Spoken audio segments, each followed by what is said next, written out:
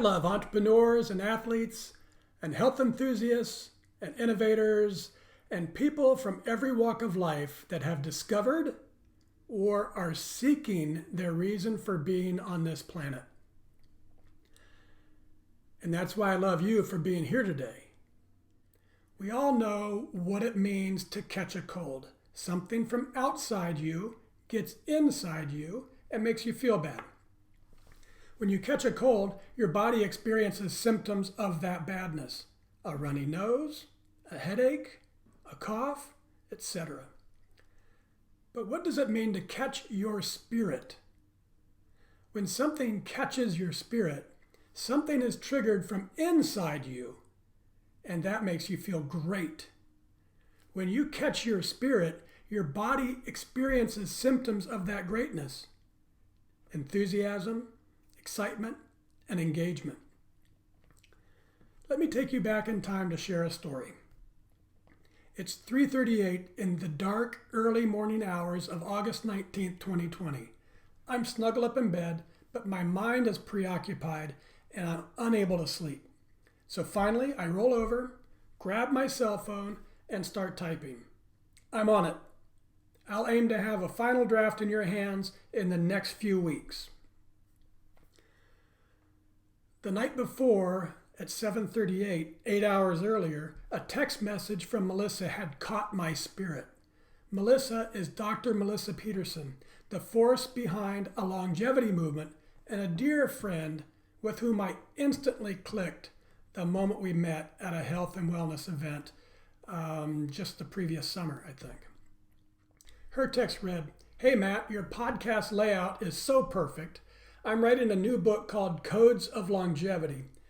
Any chance you'd have enough time to write a 1,500-word chapter for me in the next 3 weeks, following a similar format to your show?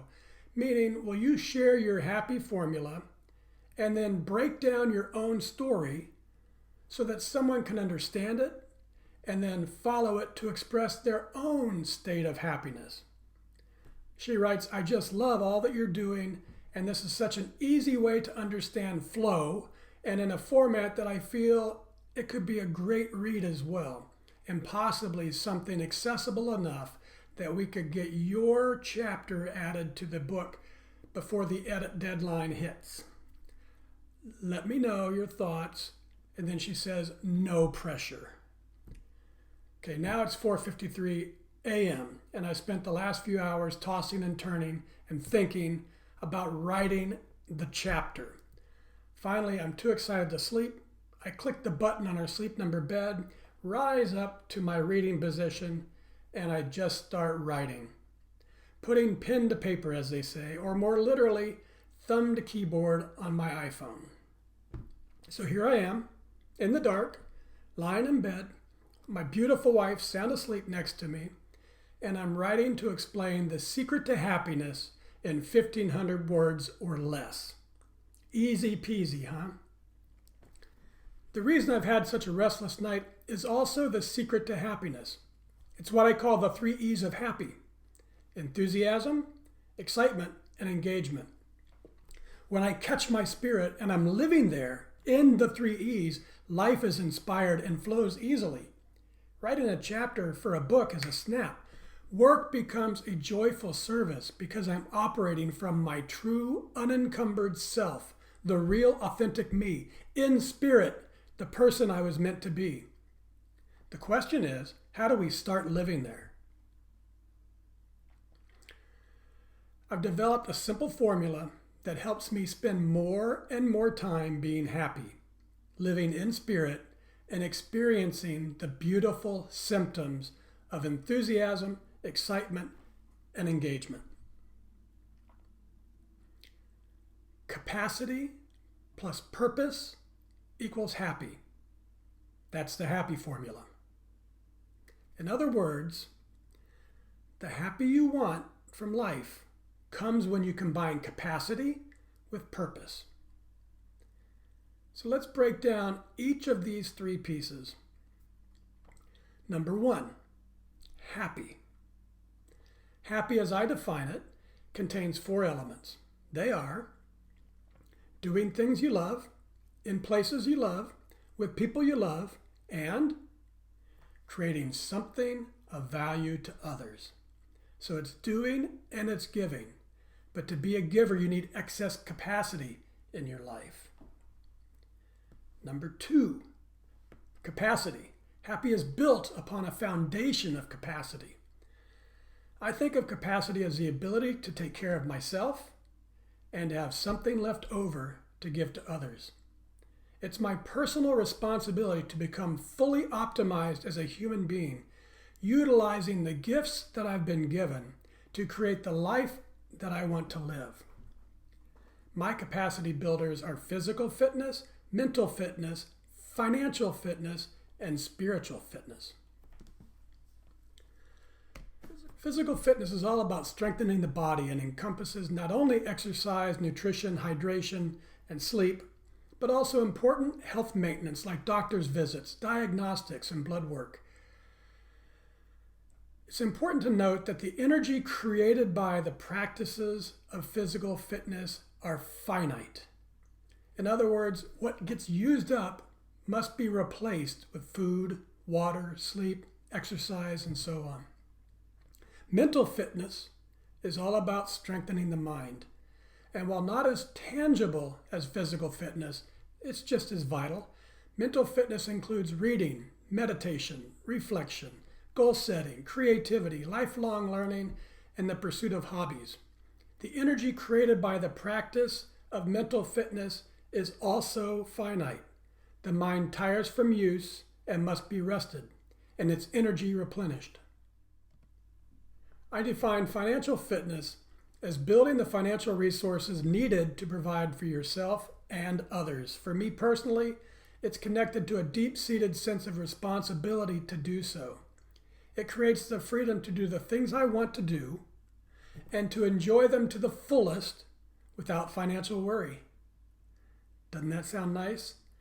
Of course, financial fitness is also finite. To maintain financial resources, every dollar spent must be replaced. My philosophy of spiritual fitness is focused on discovering and cultivating the inner being that is my unique soul. Spirituality is learning to detect the differences between energy and ideas created by my mind, earthly energy, and those generated from deep within my awareness, spiritual energy. Spiritual fitness is knowing that my inner spirit is my direct connection to the greater magnificence of everything in the universe. It's my practice of holding and strengthening those moments when my spirit is caught and staying in spirit more and more each day. It's awesome to exclaim that spiritual fitness is infinite. The more you use, the more you have. It's a lot like love. Actually, it is love. Before I move on to purpose, let me share an amazing capacity building concept called Kaizen. Kaizen is the Japanese idea that small incremental improvements will add up over time to yield great big results. As a personal practice, it means there's always something I can do better tomorrow than I did today. It keeps me moving forward every single day. I may choose to work on a craft or a physical skill or a spiritual practice. It could be expanding my capacity for kindness or becoming a better listener or adding sauerkraut to my daily diet. Kaizen can be applied to any capacity that I'm wanting to improve. So I've made it my lifelong practice to do whatever I must to build the capacity I need to take care of myself and my family and have something more to give to others. From that strong foundation, I do everything I can to discover and live my purpose. And that's number 3. Happy is ignited by purpose.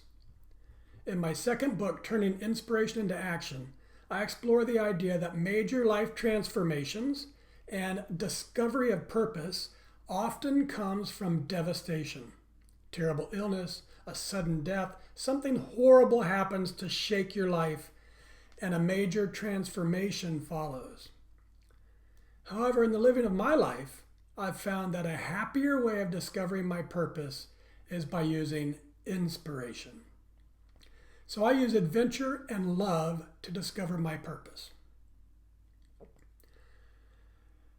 Adventure helps take me away from the day-to-day. I relax my mind, quiet my ego.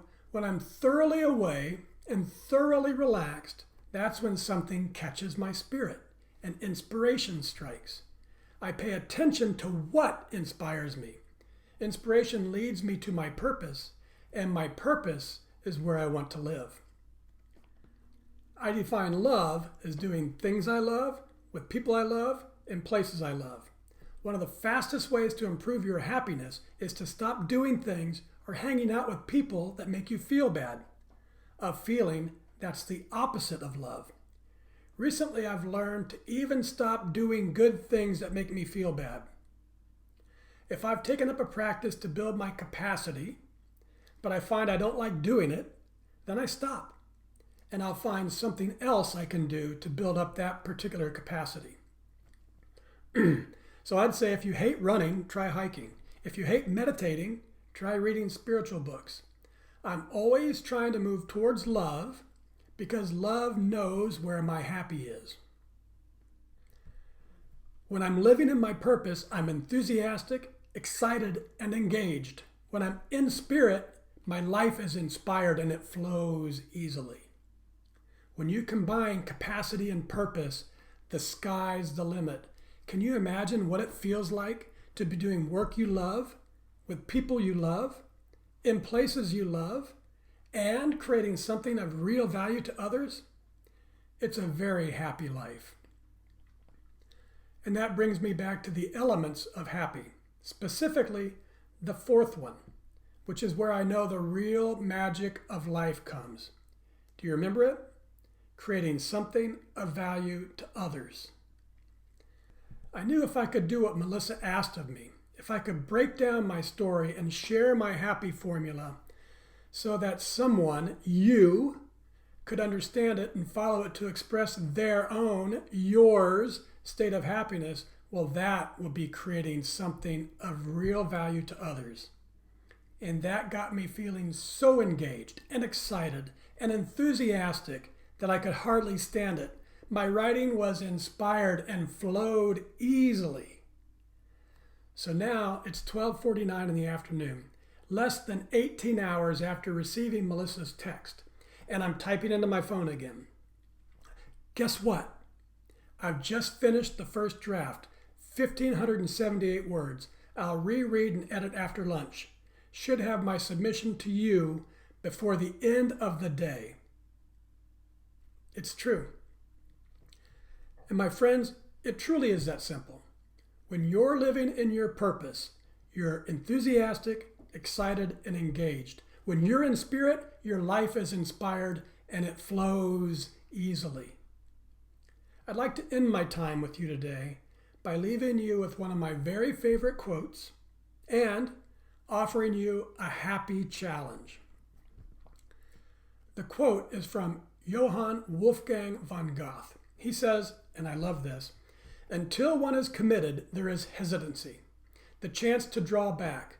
Concerning all acts of initiative and creation, there is one elementary truth, the ignorance of which kills countless ideas and splendid plans, that the moment one definitely commits oneself, then providence moves too. All sorts of things occur to help one that would never otherwise have occurred. A whole stream of events arises from the decision, rising in one's favor all manner of unforeseen incidents and meetings and material assistance which no man could have dreamed would have come his way. Whatever you can do or dream you can do, begin it. Boldness has genius, power, and magic in it. Begin it now." Following that advice has literally changed my life. And now the happy challenge that I have for you. I challenge you to begin a lifelong practice of paying attention when something catches your spirit. Pay attention as if a lifetime of happiness depends on it. Pay attention to what inspires you and begin it now and never look back. Oh, one more thing. I'd like to introduce you to you. Please meet your true, unencumbered self, the real, authentic you in spirit, the person you were meant to be. I wish you a long, healthy, happy life. Till we meet again, I'm Matt Gersper, but you can call me Mr. Happy Living.